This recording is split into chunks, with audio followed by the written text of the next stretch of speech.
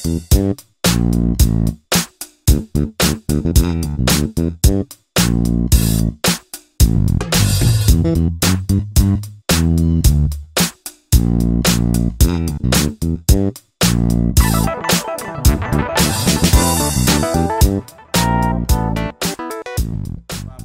dan penghargaan, kalau saya lihat setidaknya ada 10 penghargaan yang sudah diterima oleh Ibu Devi ya di berbagai event Asia, ASEAN gitu.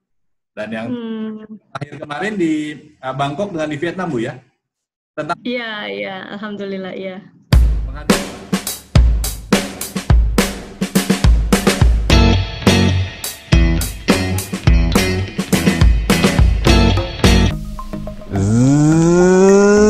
Super Brain, tempat utak-atik otak. Sobat Super Brain sekalian, hari ini sangat spesial karena tadi saya telah berbincang-bincang ringan dengan sahabat saya, seorang wanita yang syarat dengan berbagai prestasi baik di bidang akademik maupun dalam bidang entrepreneurship. Beliau adalah Ibu Devi Erna Rahmawati, SA MBA PhD, yang meraih gelar doktor dari salah satu perguruan tinggi di Jepang dengan nilai IPK 4. Ya, nilai IPK 4. Nilai sempurna, luar biasa. Banyak dari pencapaian-pencapaian beliau bisa menjadi inspirasi bagi kita semua, atau bagi adik-adik kita, bagi anak-anak kita. Oleh karenanya, selamat menyaksikan.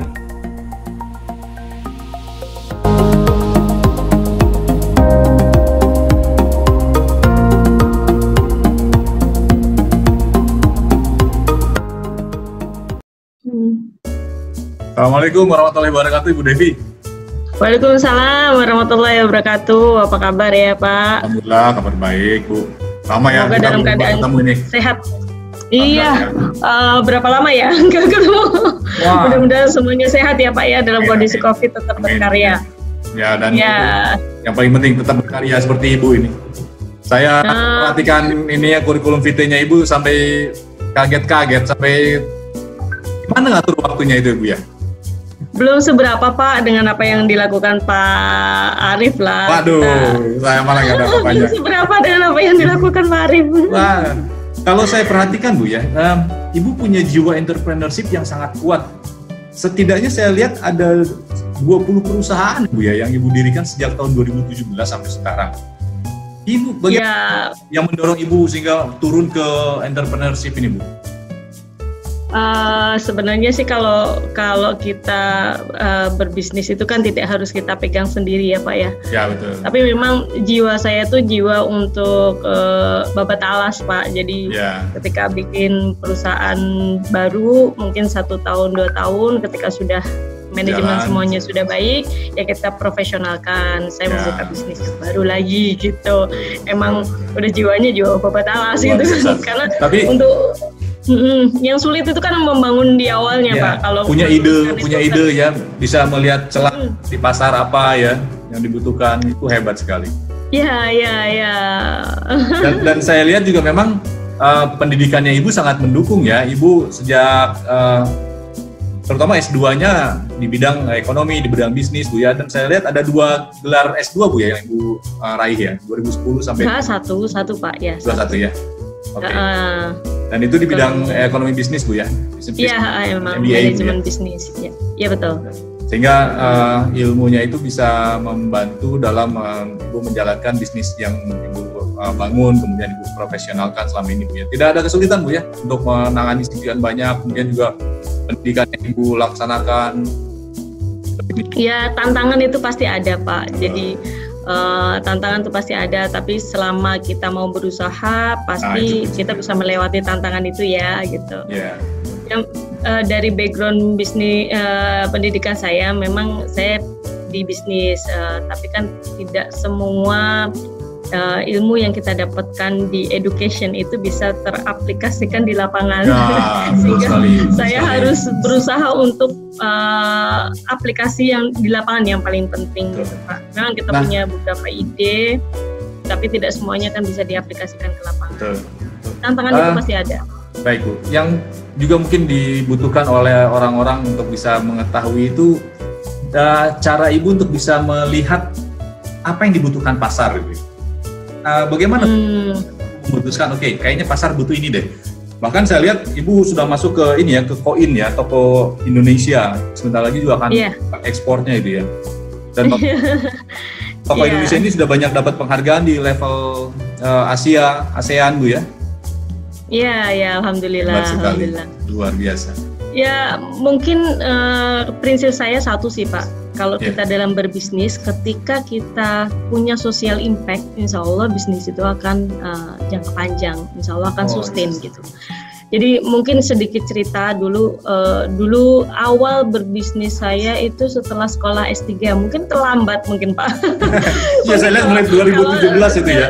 Ya mungkin kalau di anak-anak milenial sekarang ini sangat bagus ya, di umur 25 udah mulai berbisnis. Saya tuh termasuk yang terlambat gitu. Setelah saya S3 pulang dari Jepang, saya baru terjun ke dunia bisnis. Dulu saya tidak terjun ke dunia bisnis benar-benar sebagai pegawai gitu kan. Tapi setelah S3 ada beberapa pengalaman saya lah ya di luar negeri, dan prinsip saya satu, ketika kita tuh membawa sesuatu yang punya dampak sosial dan value, insya Allah sih bisa sustain. Mungkin salah satunya dulu, saya boleh sedikit cerita ya Pak. Boleh, Waktu saya sekolah S3 di Jepang, waktu berangkat sekolah itu niatan saya udah pengen cari investor dari Jepang untuk bisa membangun atau transfer teknologi ke Indonesia. Setelah berjalan 2 tahun saya sekolah, boro-boro ketemu investor Pak. Harus fighting dengan sekolah gitu kan. Jadi saya harus bekerja juga ngerawat anak di sana, terus belum kita studi, kita sekolah gitu. Luar biasa. Bermodalkan rasa hakul yakin ya, someday pastilah ketemu entah kapan gitu kan. Jadi saya di Jepang tuh sambil bekerja gitu di pabrik, memang di pabrik pengolahan sayur. Setiap saya kerjanya itu cuma naro bawang bombay di mesin gitu sambil nangis bombay Pak. Naro bawang bombay di mesin, dan itu bisa sampai 4-5 jam gitu kita lakukan dengan cara berdiri, dan itu banyak sekali pengalaman yang saya dapatkan sampai benar-benar ya Tuhan itu memberikan sesuatu kepada kita di saat waktu yang tepat gitu. Mungkin kalau saya ditemukan investor di awal studi saya nggak akan selesai S3 gitu kan. Akhirnya di akhir studi saya, setelah saya hampir selesai tesis itu, waktu itu saya hanya megang duit 500 yen. 500 yen itu 500 yen itu ibaratnya sekitar 50 ribuan ya gitu. Jadi biasalah kan dulu kita kalau sekolah kan harus fighting ya. 500 yen, ada seminar bisnis di kampus yang bayarnya itu 500 yen. Ini kalau duit saya buat ikut seminar, anak saya mau makan apa? Iya, sedangkan gaji belum turun gitu kan. Gaji dari saya bekerja belum turun, butuh waktu 3-4 hari lagi, tapi udahlah bismillah gitu. Saya ikutlah seminar itu, dan ternyata dalam satu meja saya ketemu dengan investor Jepang, dan akhirnya saat ini kita membangun pabrik di Indonesia, pabrik disinfektan, sanitizer dan antiseptik. Yang mungkin itu kita bangun di 2016, saya nggak kepikiran untuk bisa sebesar sekarang ini, karena waktu itu malah orang juga banyak bertanya, ngapain kamu tuh buka pabrik desinfektan dan sanitizer gitu kan. Ibaratnya nggak ada yang tahu. Saya sendiri waktu ditawarin Devisa mau nggak untuk buka pabrik di Indonesia, pabrik desinfektan. Nah Nio desinfektan, saya nggak tahu itu apa desinfektan, tapi memang saya tuh suka belajar gitu, jadi saya search aja di internet. Ternyata desinfektan di Indonesia hampir 99% itu masih impor, dan 99 hand sanitizer pun juga rata-rata alkohol, sedangkan produk yang saya bawa itu produk yang punya value, jadi dia non alkohol dan desinfektan yang menggunakan sistem sterilisasi di dalam tubuh manusia. Jadi aman buat tubuh manusia juga, antibody untuk manusia, hipochlorous acid, sehingga setelah saya pelajari semuanya ini kayak punya value dan punya dampak untuk masyarakat, saya yakin suatu saat pasti akan bermanfaat untuk banyak orang. Karena dan itu tahun 2016 Bu ya, 2016. 2016 ya, 2020 hand sanitizer, disinfektan sangat dibutuhkan itu Bu. Wah, pasti. Iya. Ya meskipun sebelum itu pun juga kita alhamdulillah penjualannya juga bagus ya, karena memang desinfektan tuh dibutuhkan di semua sektor, di pertanian butuh, di peternakan juga butuh, di industri juga butuh. Value yang saya bawa dulu tuh di peternakan khususnya ya, peternakan tuh hampir 99% juga mereka kan banyaknya import dari Korea.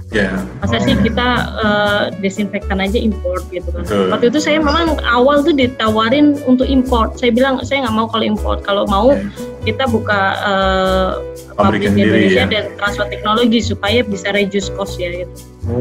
Akhirnya kita buka dan untuk di pertanian mereka rata-rata kan masih pakai klorin dan pakai formalin. Klorin dan bahkan untuk mencuci ayam masih banyak di tempat pemotongan ayam kita tuh masih pakai formalin ya. Sehingga saya pengen memberikan edukasi gitu ke masyarakat. Klorin itu kan salah satu pemicu kanker ya. Kenapa anak-anak yang banyak makan junk food untuk di industri? Industri kita juga hampir semua masih pakai klorin, sehingga banyak kena kanker, dan kanker semakin lama di Indonesia kan semakin tinggi. Dan ada niatan saya untuk memberikan education dan safe healthy untuk generasi Indonesia lah. Itu sebenarnya visi saya dulu waktu bawa gitu, dan alhamdulillah sekarang berkahnya ya. Alhamdulillah. Saya memang ingat Bu, tadi Ibu sampaikan bahwa kalau kita membangun usaha itu harus yang memiliki value dan memiliki impact ya pada masyarakat ya. Memang ada seorang motivator mengatakan bahwa usaha itu not looking for income but impact. Yes, correct. Dan itu akan sustain ya, akan jangka panjang, terbukti sekarang Bu ya. Iya Pak, betul. Dan yang saya buat iri itu ternyata IPK-nya 4 sempurna ya Bu ya. Luar biasa. Ya itu karena kebetulan aja profesor saya baik dengan saya. Waduh, luar biasa. Gimana suasana sekolah di kuliah di Jepang Bu ya?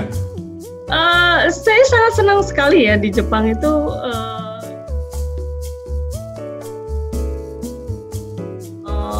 Bahkan saya pernah sekali Pak, handphone saya tuh hilang pada saat badai salju ya. Pada saat badai salju saya pulang kerja, handphone saya itu jatuh gitu kan.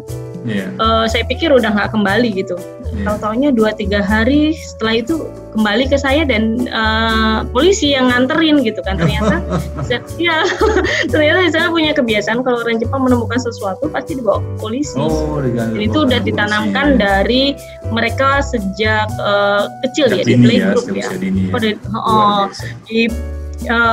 Bahkan anak-anak di sana tuh diajarin membaca setelah kelas 4 gitu. Jadi benar-benar ditanamkan karakter dulu ya, karakter building dulu di awal. Itu saya sangat kagum sih sebenarnya.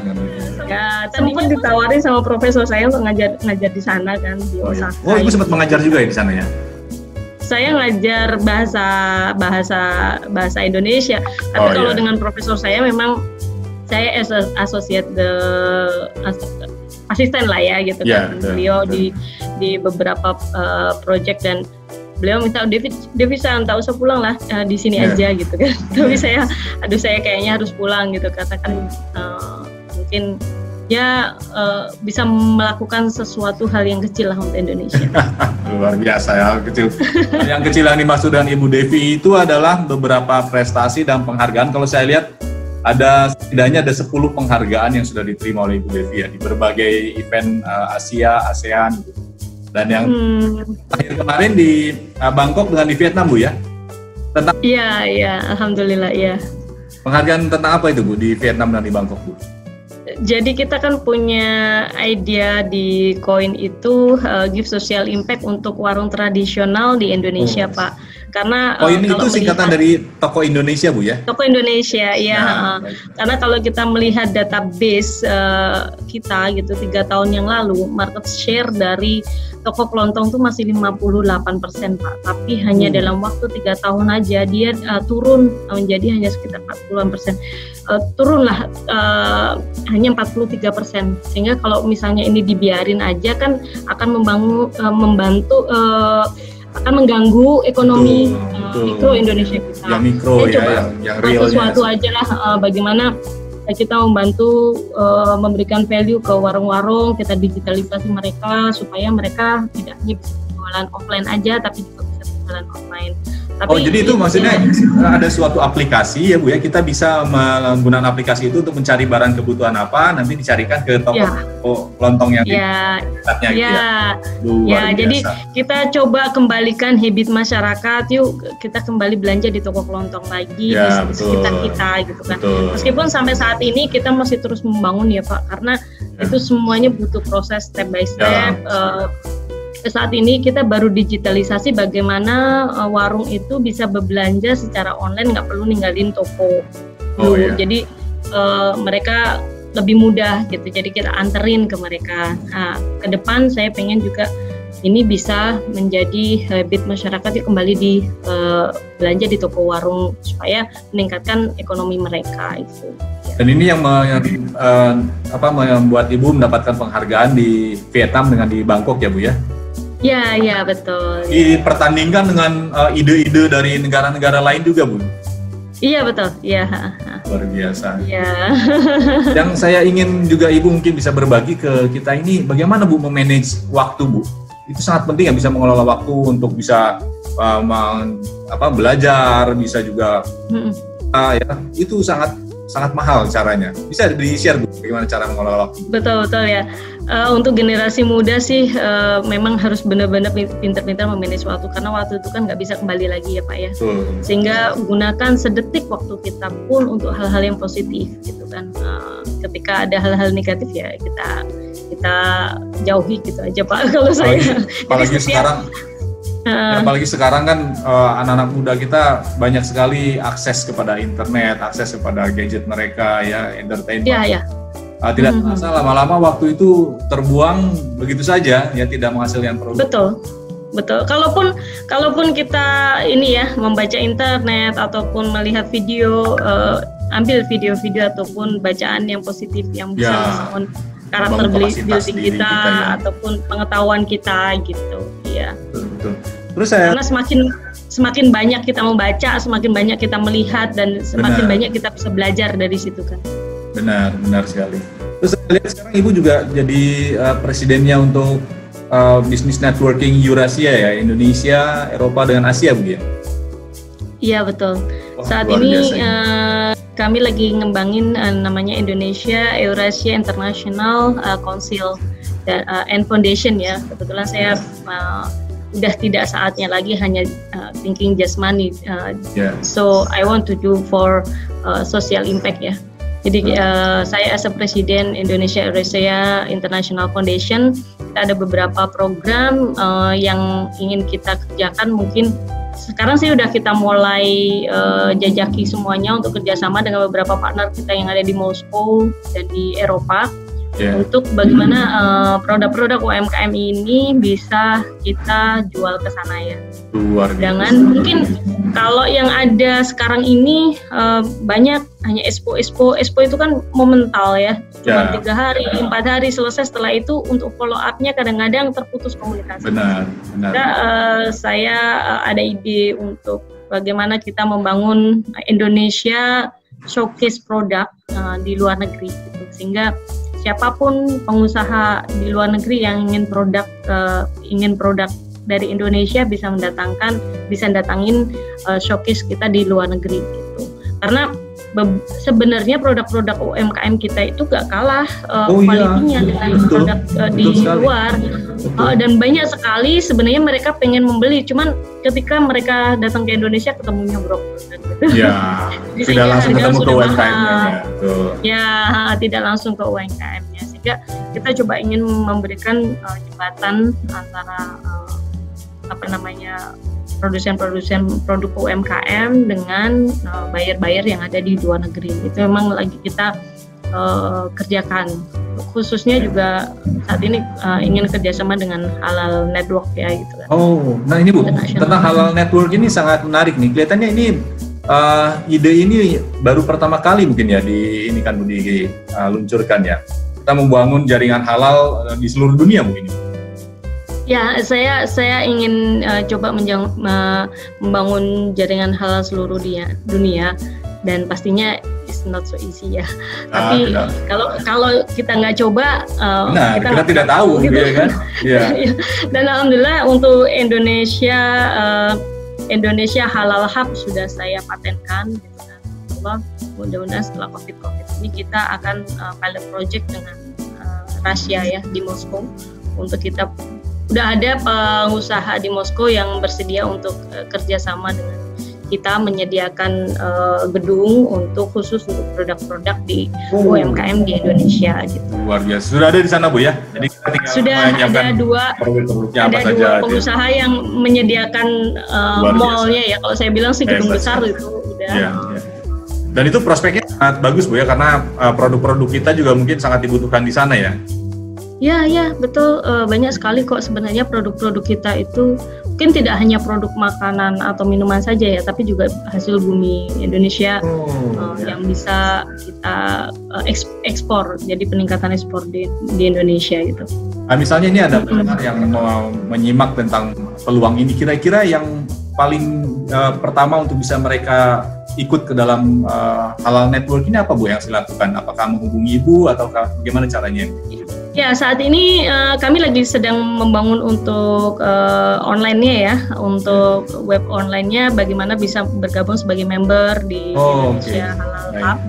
Dan mungkin sebagai member pun juga awal kita akan gratiskan gitu, karena memang kita ingin membantu para UMKM ya, jangka panjang ya gitu.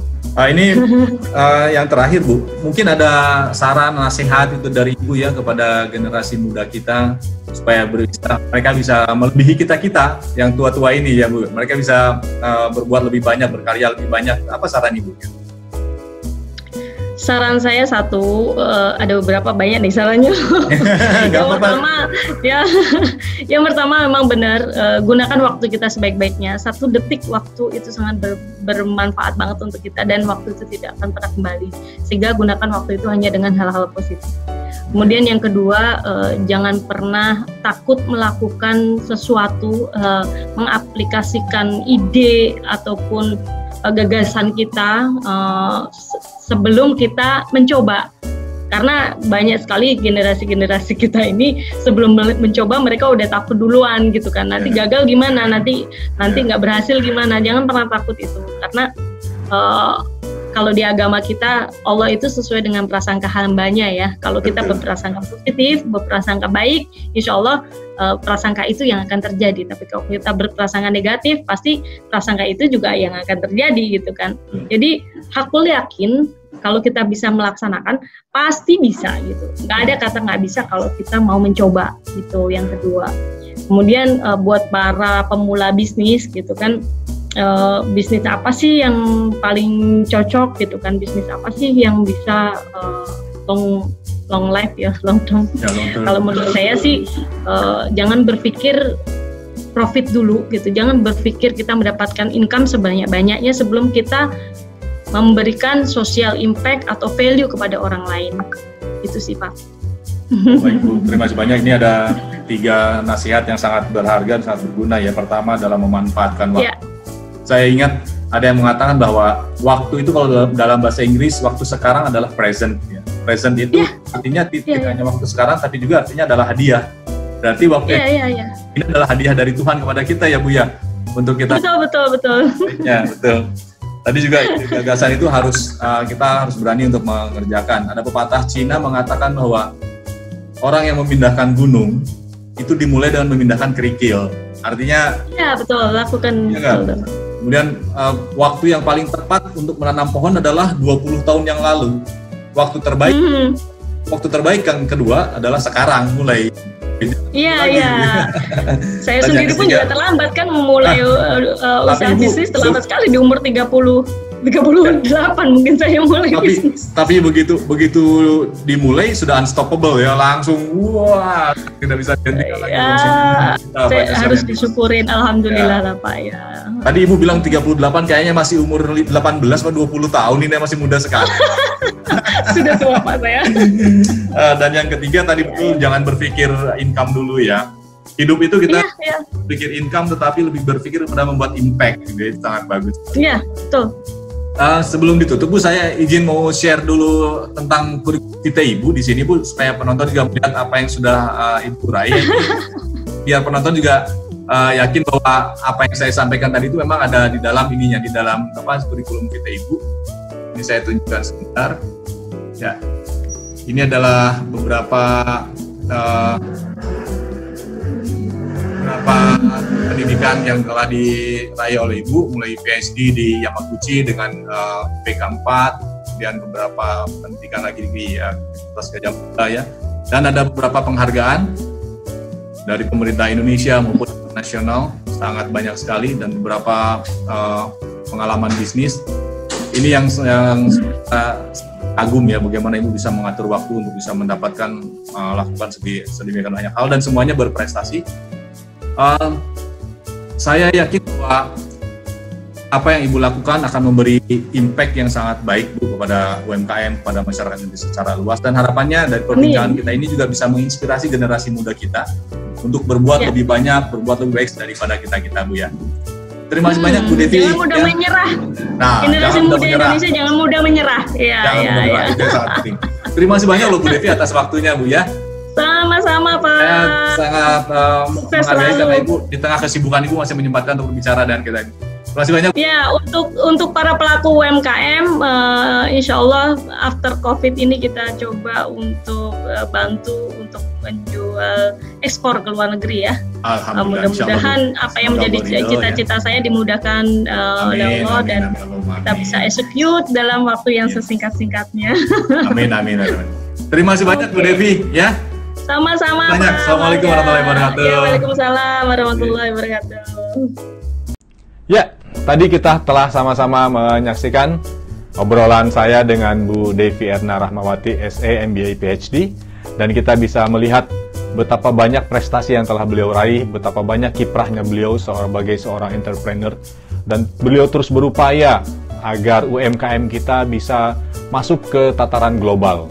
Kita sama-sama doakan, semoga apa yang beliau upayakan ini mendapatkan kemudahan, kelancaran, kesuksesan, dan berhasil mengangkat UMKM kita menjadi UMKM yang berskala internasional. Amin. Terima kasih, sobat-sobat setia Superbrain. Tetap menyaksikan video ini dan terus saksikan video-video berikutnya.